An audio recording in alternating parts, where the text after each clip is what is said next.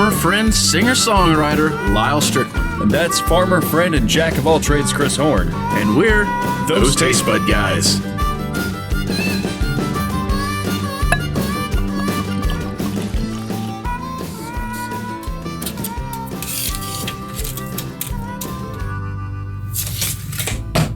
We're going to see if this tequila measures up. You was wondering where I was going with that, wasn't you? That's so bad. That was my dad joke of the night. Oh, okay, so welcome back. God, I didn't even know we had carrot top props down there. Good Lord. Welcome back. Thanks for joining us one more time. I'm Chris. That's Lyal. We're those Tastebud guys. If you would like, subscribe, follow us on Instagram, Facebook, Twitter, Snapchat, YouTube, all that stuff. And while you're on here on YouTube, reach down there and hit that subscribe button and join us so that you know when we're releasing new stuff each week. Patreon. He was going to say something, but I actually just zoned out for a minute. I didn't know if you mentioned Patreon yet. Patreon, but look us up on helpful. Patreon. $4 a month, we would very much appreciate. We'd love for you to come along with our. I think probably by now they've seen one of the small perks of Patreon, which is the incredible amount of fame that comes from a buddy wall. Maybe, possibly. It depends on when we edited this video. This is out of order. $4 is the entry, guys. It's buying us a beer once a month, and we could dearly use it. It helps us immensely. In the meantime, we have another tequila from Colby. I should mention, you can also send us stuff directly if you don't want to subscribe to Patreon. You may just ship us stuff if you like. Please check with your local authorities, find out if you can do that or not, but we will take stuff in the mail. We've gotten stuff in the mail. Yes. Okay. Do you want to talk about you? I want you to open I'll that. open it. You talk because you did all the research on this. We truly are going to see if this measures up. So, here's what we know about this. Actually, let me back up. Let's do a brief tequila history. Right? Jose Cuervo, the oldest tequila in existence. First tequila. All right. At least first mass-produced tequila. I'm sure somebody probably did it before it. That's probably ripped them off. Probably the Aztecs. Probably the Aztecs. 1000 BC. According to something Alexa. like that. Sauza, which I don't think we've done on the show, but you've had Sauza, and you keep it as like a good mixer tequila. That guy was the first person to export it to the United States. His grandson was the first one to really sort of lay out like it has to be from 100% agave, has to be from this certain place. No knockoffs, get it right, or get out. Yeah. These guys were the first Anejo exported to the United States. We think they might be the first ones to age it. We're not sure. Maybe. We'll see. So that was the story. We was told this is the first company to age tequila. We can't find that story specifically. We didn't spend a lot of time looking. That's true. Because we're on a bit of a time scale here. I'll tell you what it is, but though. This is the last remaining hacienda to still produce tequila on the entire planet, which is super cool. This has the most interesting nose of a tequila ever. What does that smell like? It don't smell like tequila. If you waved this underneath my nose and said, "What am I serving you?" So it's a fruit, but I can't quite. Brandy. Yes? Yeah, maybe. I've got brandy off. We can get a little thing of brandy if we need to find if we're right or wrong. But there's like a grapefruit. It's a sour citrus on the nose. It's I'm getting more of a paint thinner kind of. Well, you always go towards the worst possible explanation.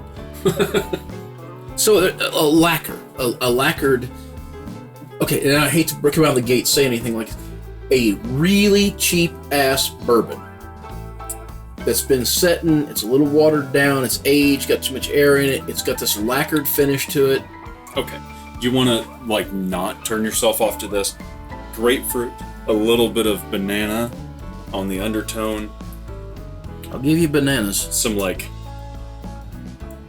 want to say hibiscus, but some sort of floral note. There's not the usual big sweet notes that come with these kind of higher end tequilas. I would say Vidalia onion. Yes. Yeah. There's a sweet sour pull. I mean, Vidalia. Depends where you're from. It depends on who's singing it. Oh. Whoa. Okay, so the second that hit my tongue, I kind of was like gag. I didn't like it. Uh-huh. And then about 2 seconds after that, like magic just happened. That's insane. Okay, it tastes nothing like what it smells. I don't associate...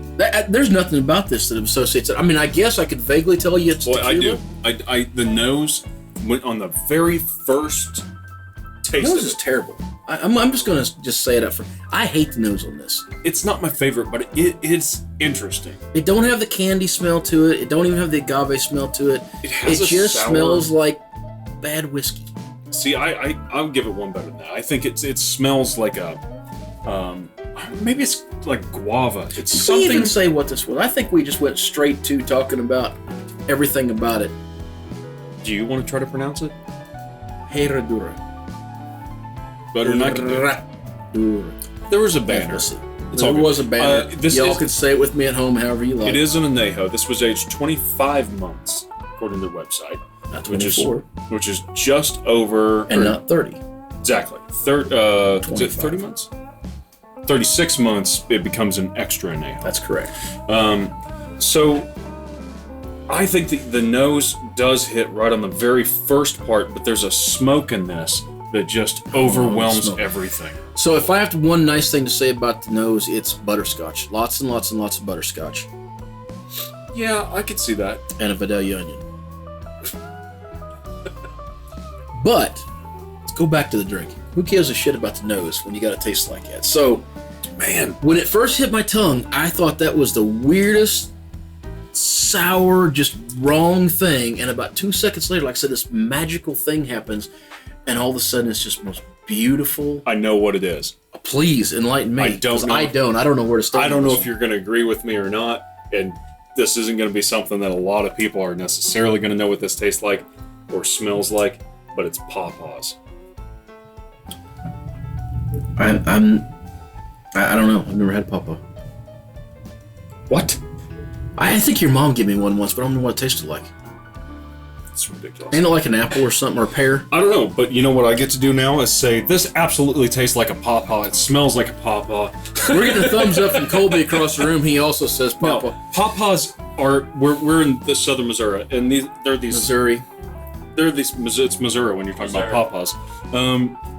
They're kind of, they have a banana quality, but they're also sour, and they're just mushy. Oh, they're delicious on their own thing, which is what this is. But I'm more interested in the smoke. The smoke is like light. You're right. The smoke is in there. Yeah, I need almost Scotch-esque. Just a smidge, just to kind of. So okay, same thing every time. When I have it in my mouth, I hate it. Yeah. It gets, and I'm like, yuck, I don't like this. It tastes like something gone wrong. Yeah. And the second you swallow it, there's just something that happens, and you have this beautiful want afterwards, like, more please. Well, and that was amazing. That smoke, and it's all floral, and there is that smokiness afterwards. The and smoke it's just goes beautiful. from light to dark. It starts out on a high note of like sawmill, like if you just set a pile of sawdust on fire, and then as you taste it, it moves through to a char level akin to a peat smoke. There is a Scotch quality to this, absolutely, hands down. Now, I'm gonna just step out here right now and say, if you have not had a lot of tequilas, if you've not tried to expand beyond Jose Gold, Cheetos.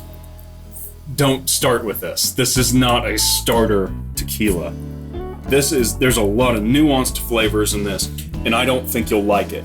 This is a discussion. If you like kind of spicy, get a little serious about your drink, you don't want to kind of have to think about it, it's kind of going to be in your face a little bit, it's pretty good.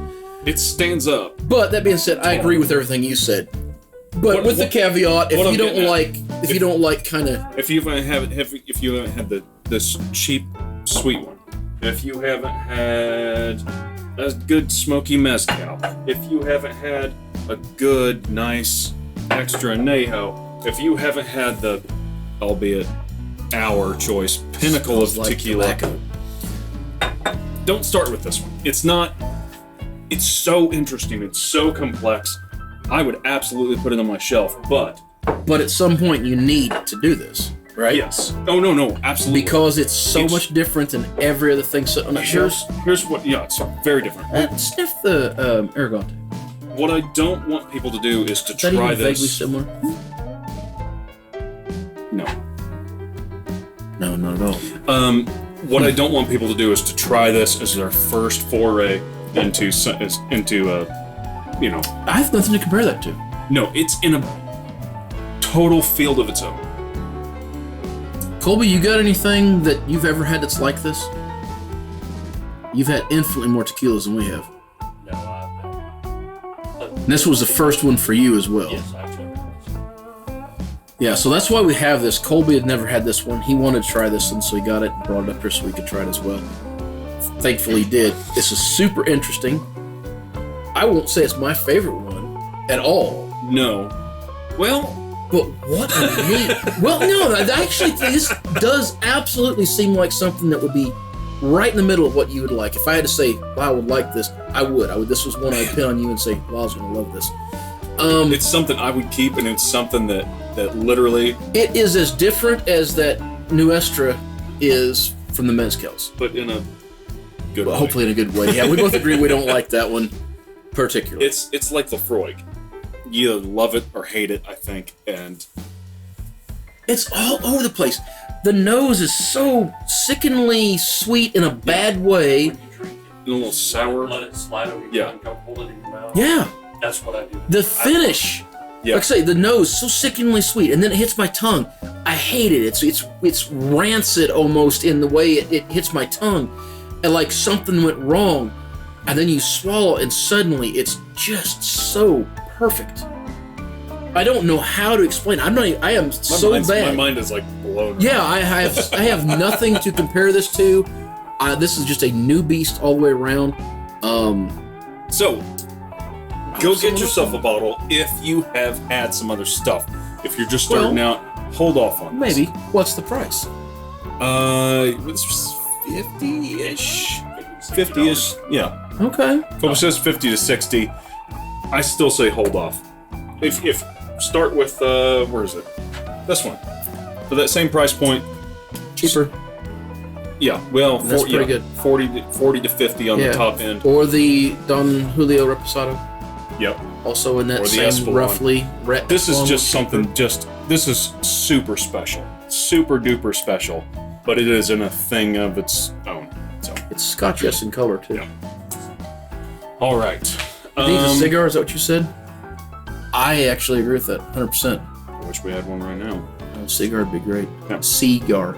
That's how they say it in Spain. Is that how it is? Yeah, cigar. All right. Well, until next time.